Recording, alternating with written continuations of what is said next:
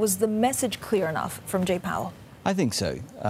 Clearly, the global economic backdrop is pretty supportive. Economies are expanding, and we've had, sort of 9 years of monetary stimulus and global economic growth. And so, with growth where it is and the fiscal stimulus that the president has given the U.S. economy, I'm not surprised that the Fed chair is confident in continued growth in the U.S. economy, and that he will probably have to tighten monetary policy to reflect that.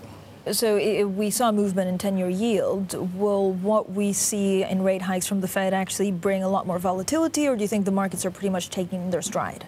I think we're okay for now. I think were yields to go boldly through to 3%, I think that would potentially start to unsettle markets. Clearly, it's all about what happens to inflation and what the longer-term outlook for interest rates is. But for now, I think we're okay. I think markets are taking comfort from the strength of the economy globally, the robustness of corporate profits. But were we to go, as I say, through 3%, I think that could test markets again. Mike, what do you think happens after 3%? Does it go to 3.5%, or does after 3% it goes back down?